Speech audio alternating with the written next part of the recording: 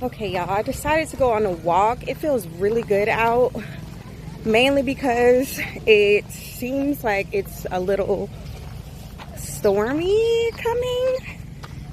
So I wanted to walk around in my neighborhood a little bit and essentially just talk. You know, recently someone said something to me about healing my childhood trauma.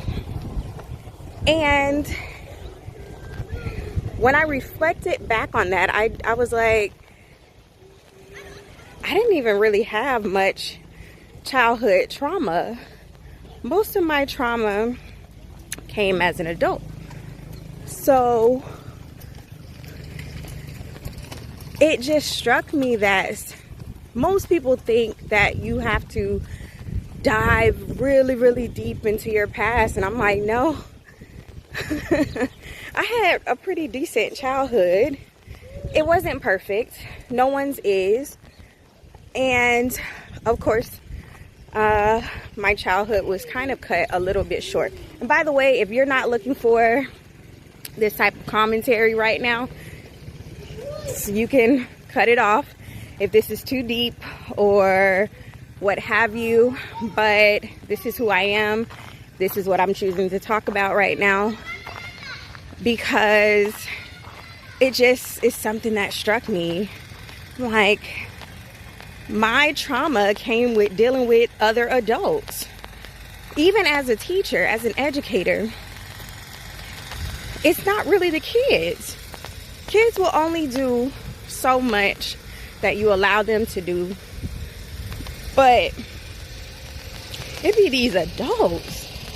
Like, quite frankly, y'all get on my nerves. I'm not gonna lie to you. Things that are small, you make big. Things that are big, you're like making it small. I just don't get it. Maybe it's the neurodivergent mindset that I have. But I don't be understanding. I don't know why. I just don't get it. I just don't get it. But most of my trauma has surrounded some of my personal relationships, whether that be family, romantic relationships that I've had in the past, and number one stressor, work. I think since content creation has started and more people have begun talking about being a neurodivergent person, I've just noticed how much this world was not set up for me. And this world was not set up for me to thrive in the best way that I can. Like, there was one job, I don't remember if I was in Japan. I think I might have been in Japan. And this is the first time I was like very vulnerable with my principal. And I was like, look, I know that I am very much undiagnosed. But as a person with a background in special education, I noticed the patterns in myself and how I've gone all these years without the supports that I've needed and having to mask. And I'm not good at masking, y'all. In fact, it is draining to mask. Like, I'm exhausted after a day of trying to be a normie. Like, it's too much. And the thing about it is, I told my principal, I was like, how can you see how great of an educator I am, how good I am at what I do, and tell me as a person, but tuck these parts of yourself away? Those are the parts that I need to be the person that I am, both professionally and personally. I need that. I need those parts. That is who I am. That's how I come up with all this greatness. And when you tell people to mask themselves, or you tell people that this part of them is not good enough and only be like this, you're doing damage to people. I'm gonna tell y'all a story. Side note to the story before I get to the story. I'm in this group that I was talking about, and last week I took some like personality tests, and one of the things that was revealed to me, not really revealed because I already knew this, but that I'm a storyteller. I was like, yeah, I know. I always got a story to tell. But I just thought that was quite interesting to reflect on, that I've always had these gifts in one way or another. So back to the story. Hold on one second. So I gotta be careful walking alone sometimes. Anyway, so story time. I used to work at this school. I won't tell you what school or where it is right now because it's unimportant to this story. But it was a young man. It was the first day of school, and he was neurodivergent, and he was just having a hard day.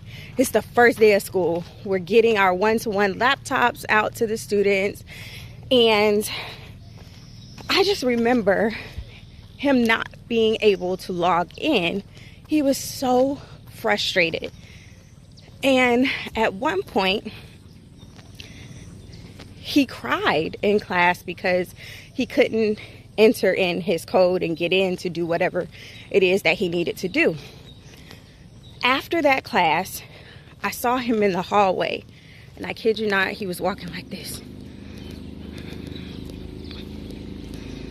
with his eyes closed through a busy hallway for a extended period of time. He was just walking with his eyes closed, and I looked at him and I was like, I get it. I get it. Because sometimes you have to just walk by faith. You have to walk by faith. No matter how you're feeling, whatever's going on, you just got to keep moving forward. That is what that situation taught me. And I look at my past and everything that I've been through, and I'm like, there have been days where I've just been walking with my eyes closed through faith.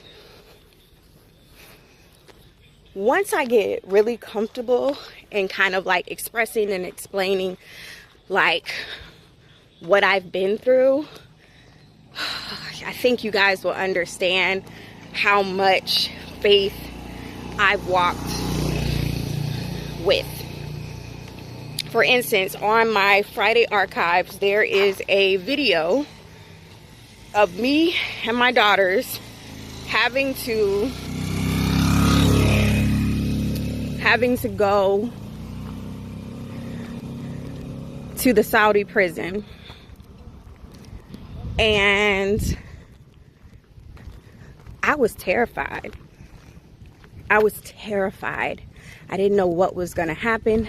I didn't know if we were going to be separated, and I didn't know nothing. But I remember calling my mom and literally being like, hey, I got to go into this place. I got to deal with whatever the circumstances are. I don't know what is going to happen, but I have to go in here. I have to handle this. It was the most scary, 48 hours of my life. And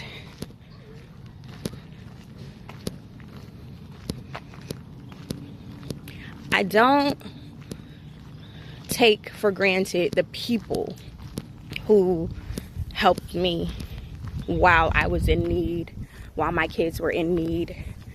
But I do shame the schools who put people in certain circumstances and then don't offer help or assistance. I will tell that story more in depth as we go along, but honestly, these schools will put people in some really horrible predicaments.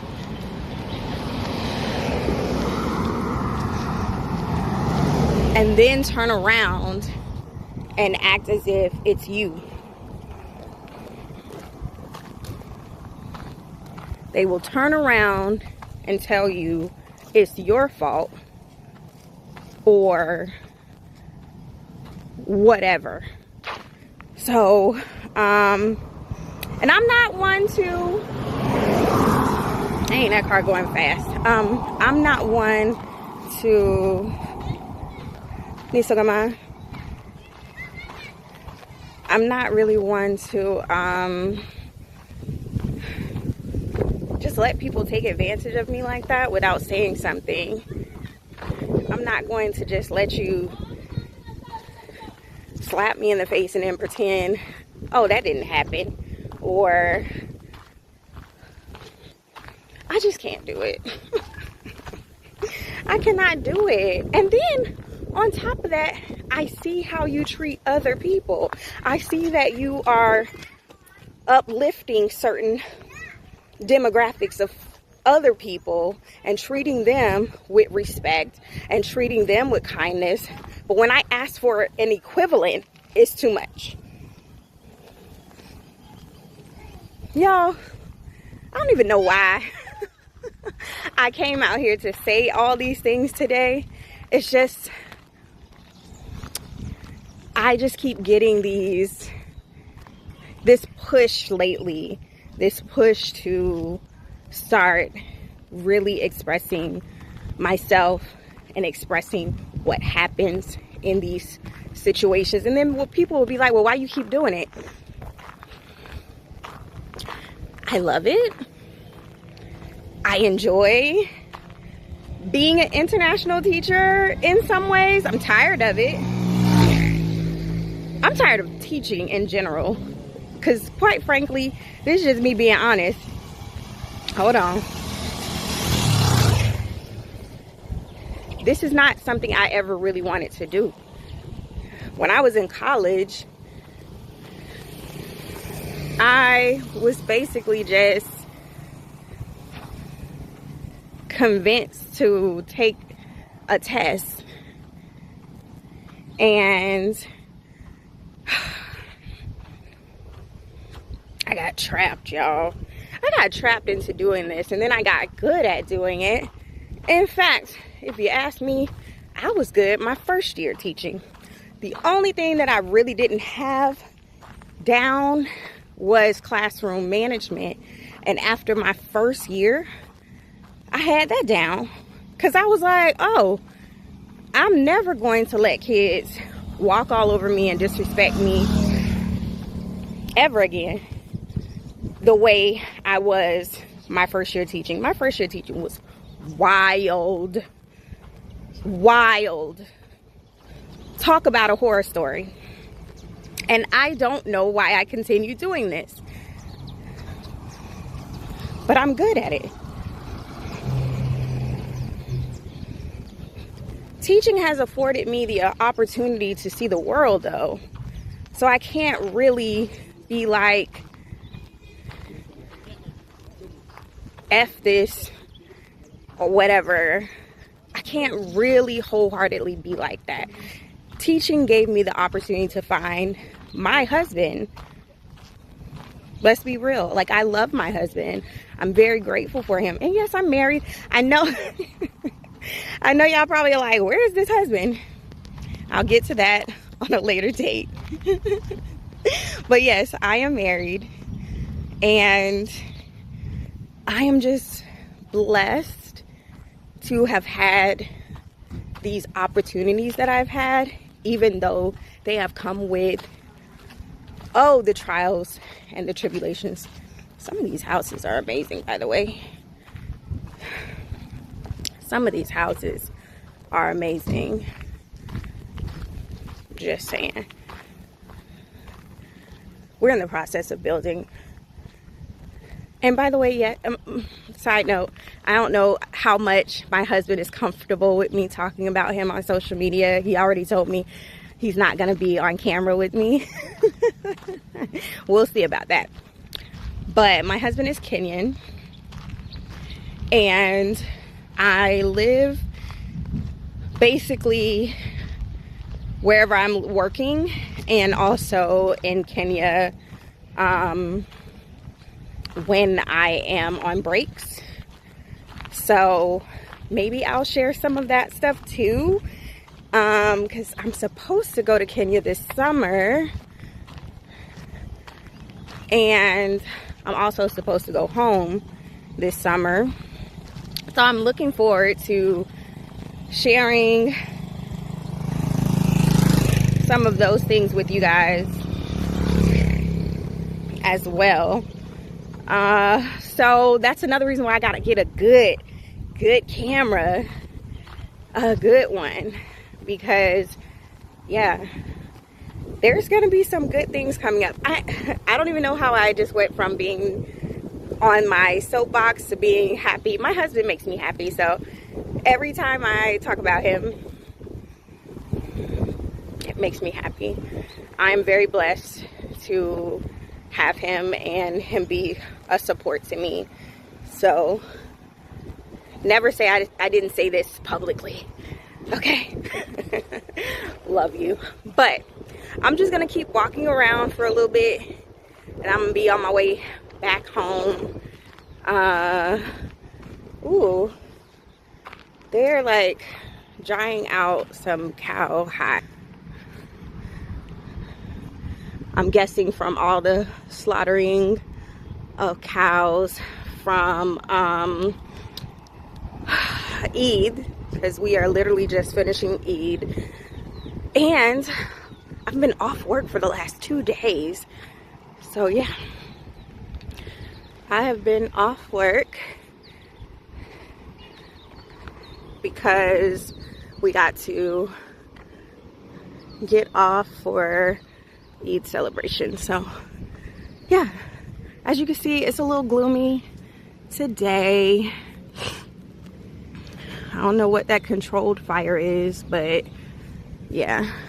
But I'm gonna walk back home, and maybe I'll share some more, who knows. But if you got this far, do me a favor, let's try something so I can know how many people are listening. Drop a honey pot emoji in the chat if you made it this far. A honey pot emoji if you made it this far. All right,